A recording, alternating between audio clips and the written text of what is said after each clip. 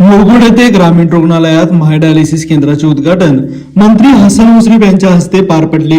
यावेळी खासदार संजय मंडलिक यांची प्रमुख उपस्थिती होती।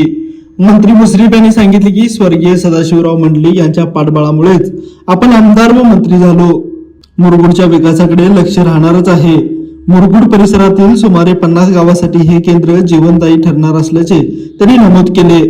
लवकरच 50 खाटाच्या रुग्णालयासाठी नवीन इमारत उभारली जाणार असून कोल्हापूरमध्येच गुंतागुंतीच्या शस्त्रक्रिया उपलब्ध होणार आहेत। खासदार मंडलिक यांनी मुरगुड रुग्णालयात 100 खाटांची ऑर्थोपेडिक सुविधेची गरज व्यक्त केली आहे। कार्यक्रमात विविध मान्यवरांची उपस्थिती होती। दरम्यान मुश्रीफ व मंडलिक एकत्र आल्याने तापमान 44 वर गेले। या विनोदावर सभागृहात हास्याची लाट उसळली।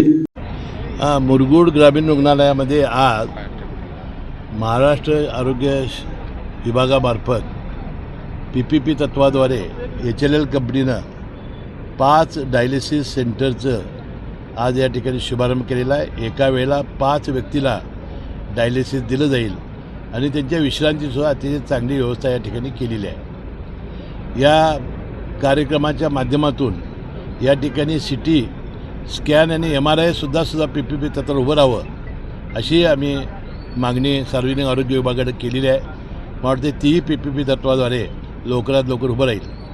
वास्तविक या 30 बेडचं ग्रामीण रुग्णालयाचं हॉस्पिटल हे 50 बेडचं मंजूर झालेलं आहे, परंतु याला जागेचे अभावी ते काम सुरू झालेलं नाही। मी आता उपसंचालक आणि सिव्हिल सर्जनला विनंती केलेली आहे की जुन्या हेरिटेजमध्ये हा हॉस्पिटल चालू करून ताबडतोबने या मोकळ्या जागेमध्ये 20 बेडचं काम सुरू करावं आणि भविष्यामध्ये 100 बेडसाठी सुद्धा याचं आपल्याला मास्टर प्लॅन करावा लागेल आणि 100 बेडचं हॉस्पिटल करून, कारण कागल तालुक्यातील 45 गावांचा संपर्क या मुरगुड शहरासाठी आहे आणि गरीब लोकांना उपचारासाठी गडिंगला जाणे कोल्हापूरला जाणं हे शक्य होत नाही। म्हणून इथली आरोग्यसेवा बळकट करण्याचं काम भविष्यात या विभागाचा लोकप्रतिनिधी म्हणून राज्याचा या खात्याचा मंत्री म्हणून मी निश्चितपणाने करेन असं अभिवचन मी जनतेला दिलेलं आहे। लाईव्ह मराठीसाठी मुरगुडहून सर्जेराव भाट।